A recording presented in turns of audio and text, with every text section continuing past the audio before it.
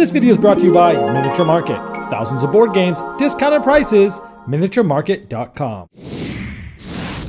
Hello my friends, it's the Game Boy Geek here. Today it's all about the penguins doing their funny little sideways waddle walk around, but they're not going to be near the ocean. Today we're going to be talking about ice. It's going to be really cold, and it's all about the icy classroom and the icy lunchroom. We're talking about Ice Cool here. This is from Brain Games. It's for ages 6 and up. It's for 2 to 4 players. Takes about 30 minutes to play, usually even a little bit less.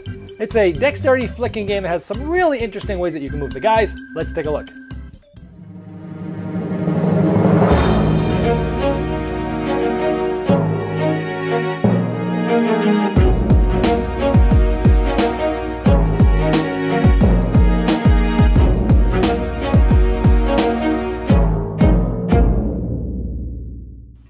One of the cool things about this game is how the box unfolds into the board. Let's check it out in fast speed.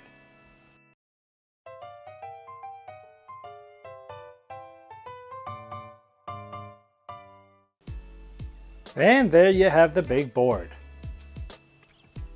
Each player is going to get their color marker, the penguin of their color, and an ID card of their color. This game is played over multiple rounds, 1 round per player.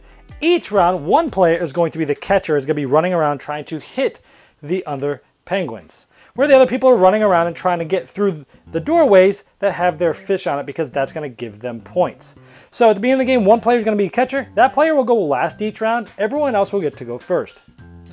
So the regular runners will start the game on this little red dot here, and then they can try to flick their penguin. What they're trying to do is get through the doors and go under the doors to get those points, but they're trying to stay away from the catcher.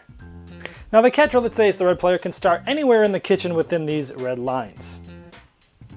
Now on your turn, you get to flick your penguin once in any direction, and it's cool because if you flick it straight, they go straight and you're trying to get them through the doorway. However, you can flick them to the side and try to get them to hop the different doors. But I could try to hit him so that he goes around the corner a little bit by hitting it on the right side. You can see he turned a little bit right there. I've seen people actually be able to get him all the way through this other door as well. Speaking of that, if you get him through the door on that turn, you get to take this fish off, and you get one of these cards that you can look at and then put face down on your color. This is 2 points. They range from 1 to 3. If you get a 1-pointer, it has this little skates on it, which means if you get a second number 1, at the end of your turn, you can turn both of those up to show everybody, and you get to take another turn, but these still count as points at the end if you do that. Now after all the runners have moved, the catcher gets to move, and if at any point in time the runners hit the catcher or the catchers hit the runner, that player, the catcher, will get some points. So there, I touched that player, so the blue player would have to give the red player, who's the catcher, his ID badge. So this ID badge would go here. This essentially is going to be a point for the red catcher at the end of the round. Now this player, the blue player, is not out. They'll still be able to go, they'll still be able to try to get fish and collect points, but they've just basically given a point to the catcher. And this is going to continue until one of these players have gotten all 3 of their fish, or the catcher has caught everybody. At that point, for every ID badge in front of you, you'll get to draw 1 scoring card. So if you don't get caught, you'll be drawing 1, and this player will be drawing 1, including they'll always get 1 for themselves, and they'll get 1 here. So if they catch everybody in a 4-player game, essentially they will be getting 4 of those cards, and these guys will be getting none extra. And then essentially the new player will be a catcher, and everybody else will be the runner, and you play this until everyone has been a runner once. At the end, you add up all your points, and the one who has the most is the winner. And if there's a tie, the one with the most cards become the winner. If it's still a tie, then you share the victory. Now one of the cool things about this is not only can you make them go straight, or as you get better you can make them curve, but you can also make them jump over the walls into another room. Boom, just like that. Now you can play this with 2 players. What happens is, let's say this player is the catcher here.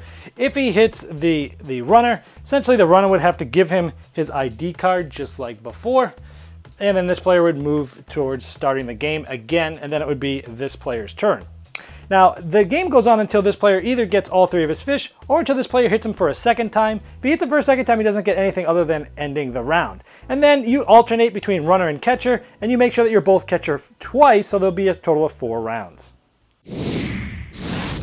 Alright, well there's Ice Cool. Now obviously this is a very light family game, it's a dexterity game, it's a flicking game. I'm typically not very big fans of flicking games just in general. This one is really fun for the family. You know, when I was at Gen Con, they had this movie playing at their booth with all these trick shots you can do. And in the rule book, there's actually a QR code you can scan and watch it. And after we played the first time, we watched that video and went, oh my gosh, it's crazy. How do you get these things to do this? Now, most flicking games, you're flicking a disc or something like that, and sure, you can get better over time. This is really interesting because almost like pool, like if you're playing billiards, you put some English on the ball and it does some certain things. I think this game lends itself to be able to get even better over time by using that little side swipe where you can get the guy to curve, obviously jumping them over things. I got pretty good at that shot as you saw there. But I think this is cool because it's a simple game, but you can work at it and get better at it over time. And when somebody does some crazy shot where he like goes through the door, runs through the other door, there's a couple of stand-up, jump-up moments. Now everyone's pretty much standing while you play in the game, but I think there are a lot of people that have these stand-up moments. When this game, people just erupt because really cool things happen. It's a good light family game. Gamers like it too as just a break because it is somewhat different and the things you can make them do. And it's the first time you show someone that you can hop over a wall, they're like, oh, this is cool. So for me, it's more fun than just a normal flicking game. It's quick and easy. It is very light, so it's easy with kids, but something that gamers might like as well as like a little detour to heavier gaming. So it's a fun flicking up game that I would just highly recommend to anybody, including families, because it is a ton of fun and it's something that the kids can enjoy as well, but the adults can work at their craft and get better too, and that's ice cool. This video was sponsored by Miniature Market's Review Corner. The Review Corner features podcasts, video, and written game reviews by gamers for gamers. Miniature Market, the online gaming superstore. Thousands of board games, discounted prices. Check them out at miniaturemarket.com. I'd like to thank each and every one of you for backing me on Kickstarter, making this season become a reality. I'd like to especially thank those here that have backed me at the credit level. Now, these video reviews are also available by audio on our podcast. It's the intros and the final thoughts on GameBoyGeek.com. Click podcast.